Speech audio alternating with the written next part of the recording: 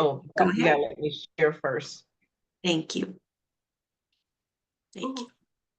I gotta put my phone. I think I need more coffee. I didn't finish my coffee this morning. Uh-huh. Because I'm in my husband's office, I don't have my coffee warmer that keeps it really hot. Oh, So yeah. I'm using like a cup that keeps it warm for like maybe an hour or so. And I'm like a coffee snob. It has to be hot. You're over it. Yeah. Yeah. Well, Chris Poole can identify with not having enough coffee in the morning. She needs Oh, her at least 2 cups before she gets going. So seriously. And I'm not talking about 6 ounces. I'm talking about 10 ounces. there you go. Well, thank you. We'll let you take it away. It's still not letting me share. Oh, okay, Chris. She'll have to do it. I don't have the power. It's okay. Okay. No more, no more. Why? Stop. Are you able yet? You should be okay now. Okay. Thank you, Chris. Okay. Okay. So this is what we call, of course, the self-employed borrower webinar. But one of the things that I want to emphasize is that I am not going to teach you how to underwrite self-employed borrowers. That's not what this is about. You're not going to be overwhelmed. It should be fairly easy for you to kind of like follow and take notes. This is not even a long webinar. It's literally 30 minutes. And the purpose of the webinar is to make self-employed borrowers not as intimidating to you. Because even though we're in the world of non-QM right now, and where you can provide bank statements and you can provide 1099s and P&L, the reality of the matter is everybody doesn't have 25% to put down or 15% to put down to take advantage of those programs. So for those of us that are still dealing with the average, the regular self-employed borrower, this is for you. So I always want to give my disclaimer. I'm going to just say it's implied because I'm not going to read it. So read it quickly, go back and read it. But it's just basically letting you know that this is just informational purposes. Please don't send me any hate mail. Um, it's We're just giving you guys some information here. Now, this is part of a series or a framework that I created called Underwriting Secrets Revealed. And just so you know, the secret is there is no secret. Guidelines are everywhere. Anytime you need to know something, you can chat it. You can look it up. There's so many different softwares that you can use now to get these guidelines now where they were not as accessible in the past. And so I'm always trying to do 3 things: develop, encourage, and equip you with what you need to do. So let's talk about the why. similar to when, similar to when you have, excuse me, similar to when you're looking at wage earners, similar to when you're, looking at, people that receive some type of fixed income. There's certain factors that we want to know about. We want to know, is that income going to stay the same? And I say the same, they say stable and predictable. Can we count on that income not to change? Can we count on that income to be $1,000 in January, $1,000 in February, $1,000 in March, maybe 1,200 in April, back down? Like it kind of stays around the same place. But what's different about self-employed borrowers is that location. Is that location? And you don't hear this a lot, but let me tell you when it comes up. Sometimes we have brick and mortar businesses, sometimes we have online businesses. So if that borrower were to move to another location, would they still be able to do the same amount of business as they were doing? So if that business is all online, then yes. If that borrower works from home, but their business is in that state, we don't know. We're going to need more information. Is there a demand for it? You know what I mean? If the borrower is selling ice in in um in a winter state, I don't think anybody's going outside to get ice or ice cream or whatever have you. It's already cold. And I'm using that as an extreme example. What is that demand for that product? These are the questions that come in if you ever find yourself in a situation where your income is declining or where your income doesn't appear stable. These are the questions, these are the things that the underwriter is looking at. What is the financial strength of that business? So, two things. If that borrower is a Schedule C borrower, a sole proprietor, excuse me, financial strength might look a little different than it does for someone who has a corporation. They might have a business account, whereas a sole proprietor might very well be using their personal, what do you call those? Bank statements to document their assets or use that for their business. And so, do they have money in the bank? Can they have, like, if they can they go month to month, and is there still money left over for things that might come up? Because when we're looking at the business returns, we're looking at the personal returns to see if the business can handle the money that it's making and the expenses that come out. And so whatever money is left over is what the borrower is supposed to live off of. But if you give the underwriter or the lender, whomever, bank statements, and they kind of have a negative balance or a zero, then what's that borrower's financial strength? Do you see where I'm getting at? So sometimes it's worth it to give them multiple bank statements, because how many of you know that borrowers don't always keep their money all in the same account? I know my husband and I don't. So don't be afraid to ask that borrower if you have an account, they're self-employed, there doesn't seem to be a lot of assets in there. Ask them, do they have another account? And then last but not least, my little pointer got stuck. Last but not least, will it continue? How would I know that income would not continue for a self-employed borrower? I'm actually going to show you in a couple of the slides. But if that borrower was on some type of contract, and that contract with the state ended, or if the tax returns show that it's the last time that they're going to file, and there is a place where it says this is the last time they're going to file, um, that's how you would be able to tell if it's not going to continue. Another thing could be, think of something that was discontinued, and they sell something that is publicly discontinued. Yes, we always want to search and do things like that. If they're selling a widget and the widget no longer exists, I can't think of the cell phones. The original cell phones were like Motorola cell phones, whatever have you. If somebody was making Motorola cell phones right now, if they had a contract with them, I would imagine that their business has gone down tremendously, because you don't really see a lot of Motorola cell phones anymore. So here's the deal when it comes to whenever you're dealing with personal tax returns and business tax returns. The 1040s are always required. The 1040s are basically the 1003 of the tax returns. Why do I say that? Because each one of these sections down here is pointing to an area of the tax returns.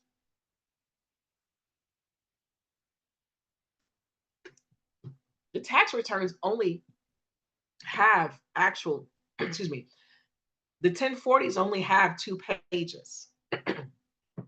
And then we start to build on it and build on it and build on it and build on it. So you think of it like the 1003. The 1003 is like 9 pages now. I remember a time when it used to be 3 pages. Goodness. So the 1003 is 9 pages.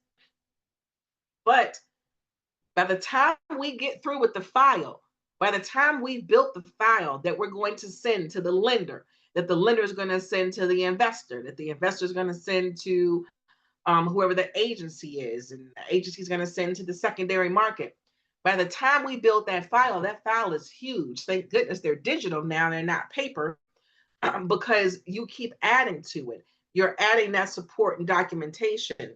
And so therefore the 1040s are always required, because they're telling you exactly what is included in those tax returns. Now, I use a actual application. I really need to change this. I'm so aware of it. Everything is so digital right now. But just pretend you were looking at Arrive or Lending Pad, um, or Meridian or something like that, or Blink. I don't know all of them. Encompass. There's always going to be a place where it asks you if that borrower has a certain type of ownership. Now, if the borrower doesn't have 25% or more ownership, then you're fine. You can use those pay stubs. You can use those W-2s. Those tax returns are not required. When would that be? When would that be possible? Or when are some instances where that will happen? I always like to use CPAs, attorneys, a lot of IT companies. Like if somebody, if somebody owned a small part of like an IT company or something, you probably get a K1 that had like 0.000222 or something like that, and it'll give them a bunch of money, but not the actual tax returns because they don't have a large enough portion. So today we're talking about people that have more than that 25%. Now, tax returns have changed a lot over the past years. And now we're right here. Now we're at line 8. There was a time where it used to be a little different and it used to actually list certain things. But if your borrower is self-employed, line 8 is where you would look to find out. Line 8 is where any type of what the IRS calls on the tax return other income would be filed. And it's filed on Schedule 1. Like I said, each 1040 is pointing to another document. So the document that this one is pointing to is line 8. I'm going to take you guys over to line 8. Now, interesting enough, line 8 has a whole lot of stuff on it, even though I've only highlighted the businesses right here, which, oh, hold on one second. I don't know why that did that. Hopefully it doesn't do it again. And I think it might be on a timer. Is it on a timer? It is on a timer. Give me a second so I can kill my timer. All right.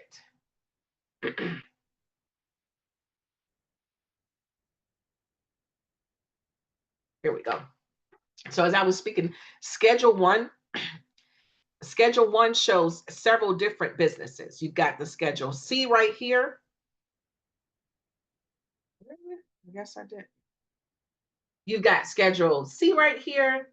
You've got rental, and you've got the partnerships and the S corps. You've got Schedule F, which is where your farm income. But if you look over here, and this is the page that we're looking at, this is just the big clip of it on here. If you look up here, there's a lot of stuff listed here.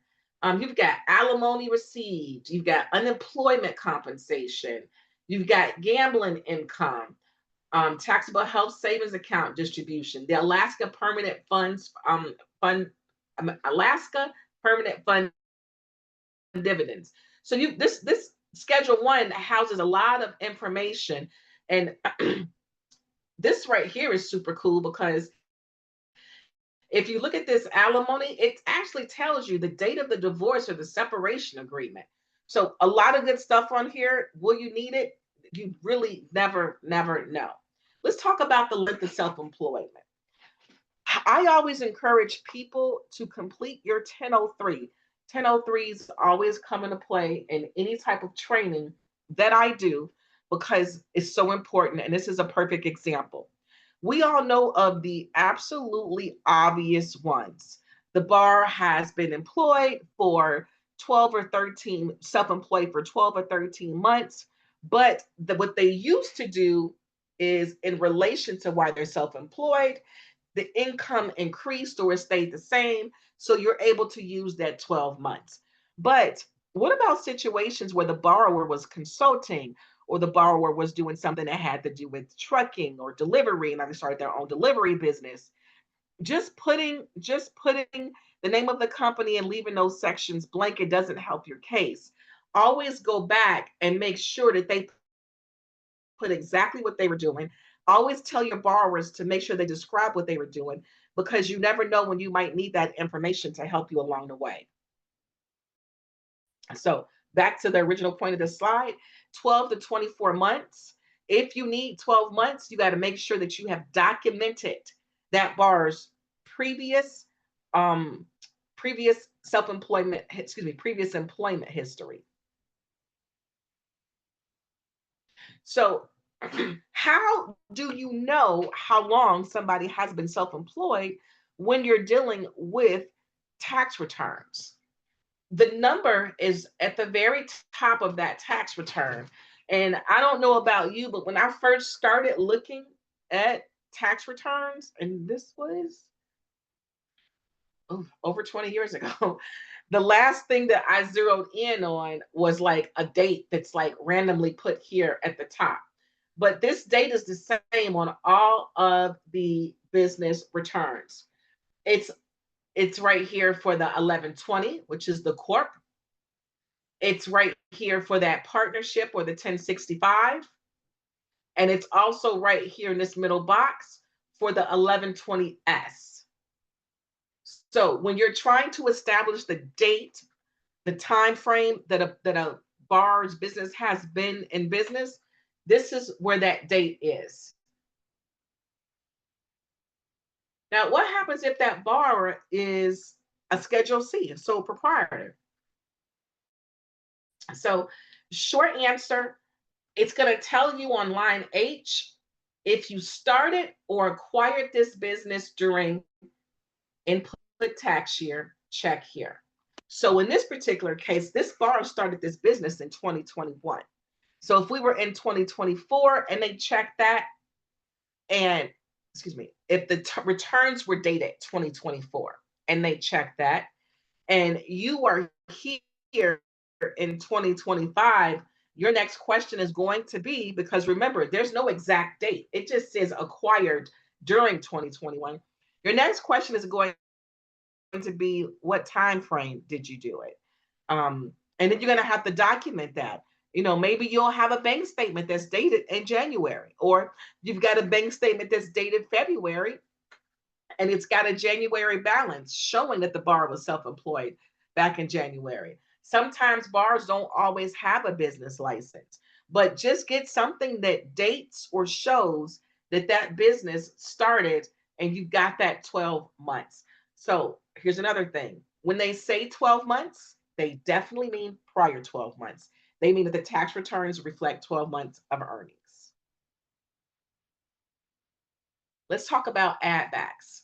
So when we're dealing with the add backs, we're dealing with the old faithful, which is the depreciation and the depletion, but the mileage and the amortization always kind of get left behind. Now, none of these things are real money. That's why you're able to add them back, because it's just the tax break that the IRS gives the what do you call it?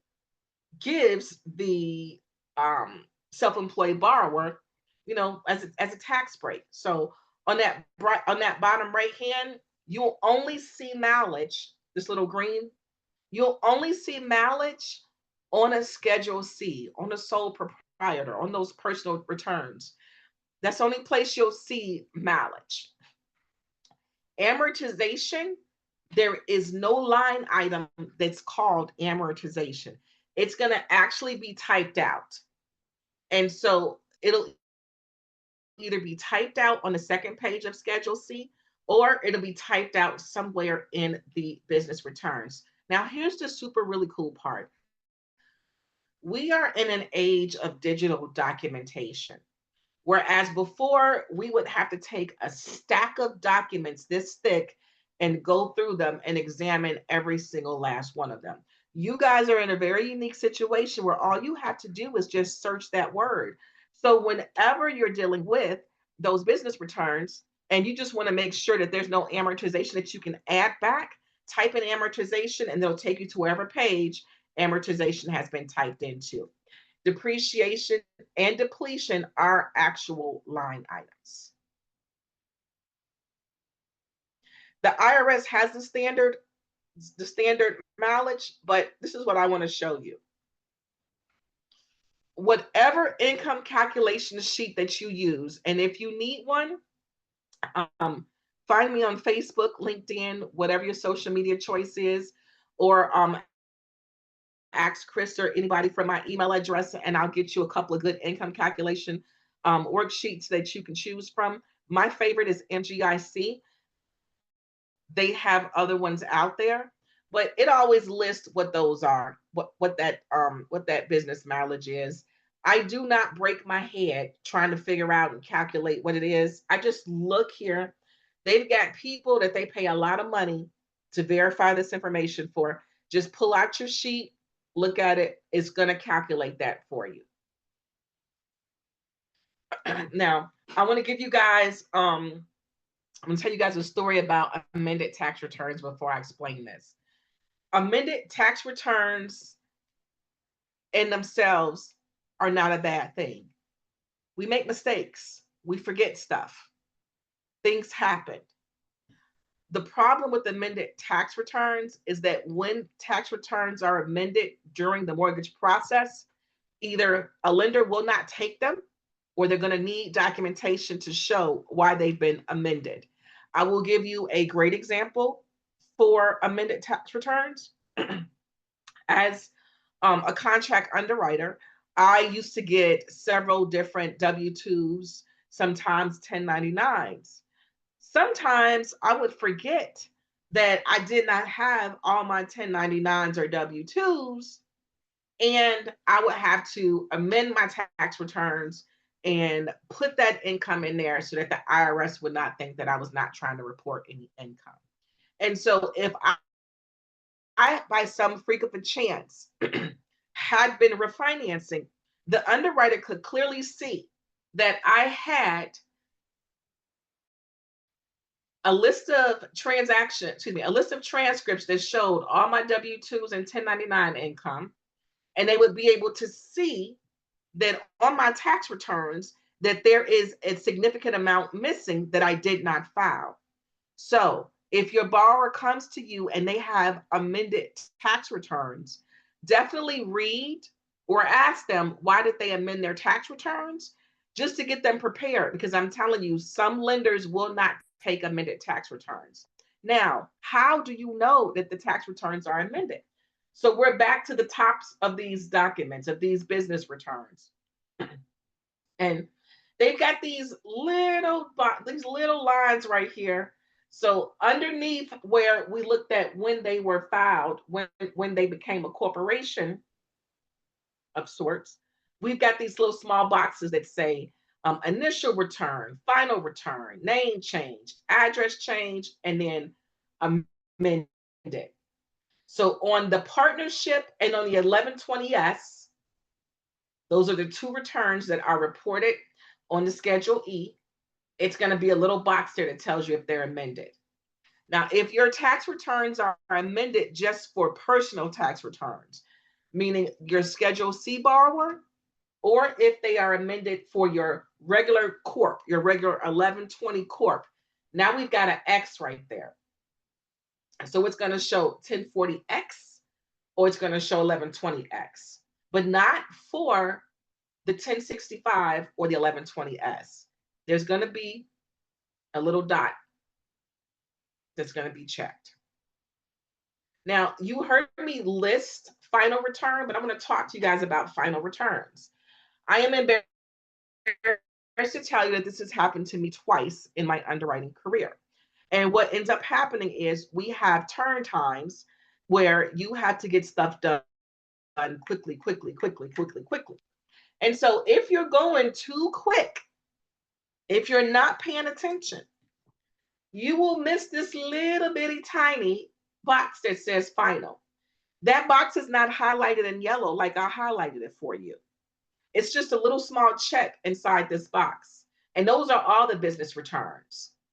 There is no final for a Schedule C or sole proprietor, but for your business returns, you actually check when you're filing a final return. Okay, it's in that same line where on the 1060s and 1120S where the amended is at, but it just says final return. I did not put this up here. Let me see if I did it. I can't remember if I did and I can't see it. No, I didn't. I did not put it up there, but the K1s also have a little tiny box that says final. So why is that important? If they filed their final return, then they're no longer self-employed. So in the case of my person, I was saved by the bell on, I think, one of them, because even though they clicked final, I think that they changed or they went over to like a Schedule C or something. But the other one was dead in the water. And it was dead because it was the final and they no longer earned that income, which means that they no longer qualified for the loan. So that final is important. And like I said, I underwrote for over 20 years. It happened to me twice. It is possible for you to miss it. So how do you know if your tax returns, don't match, if they're amended or if they've been received by the IRS? A little trick that we use um, on the underwriting side, if a borrower cannot go to the IRS and get a stamp that says final, you only see these really on USDA loans where they're in smaller towns, is we go to check your refund. You've got all that information right there.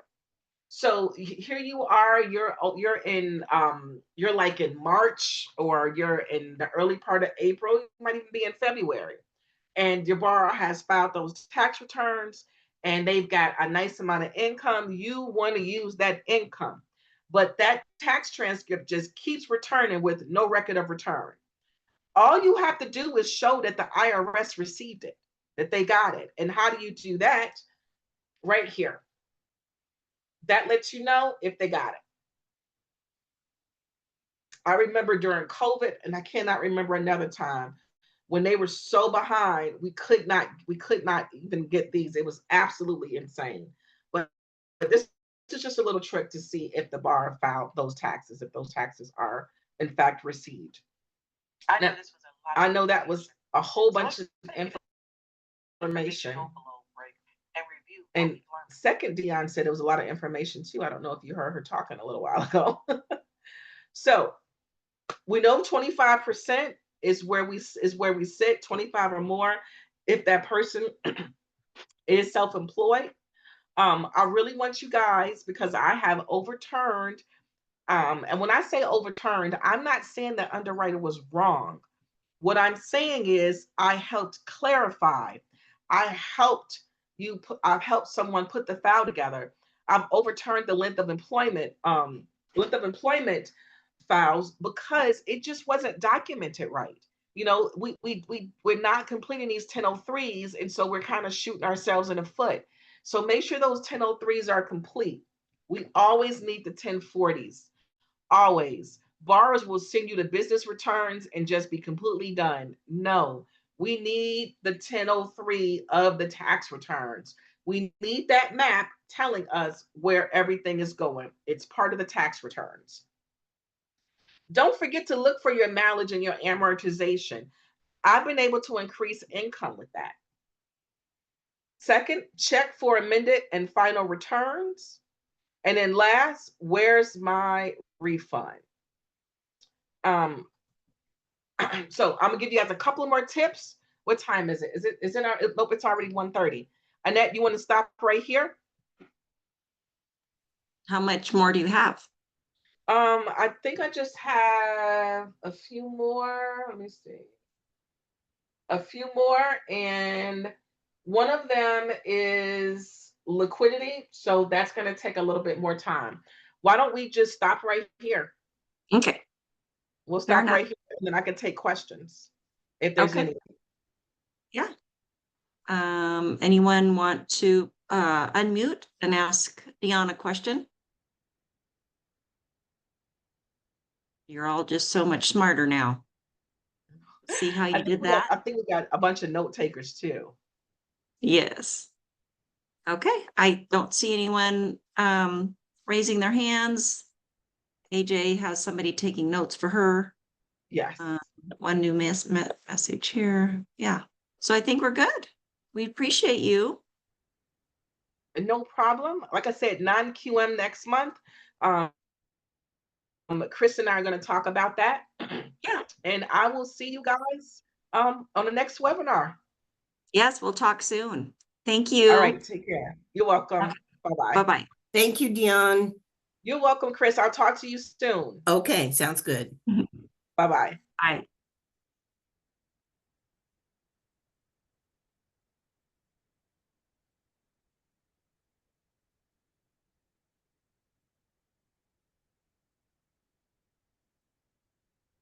If anyone has questions, you can ask, or thank you for attending Dionne's class, and you can sign off. Thank you.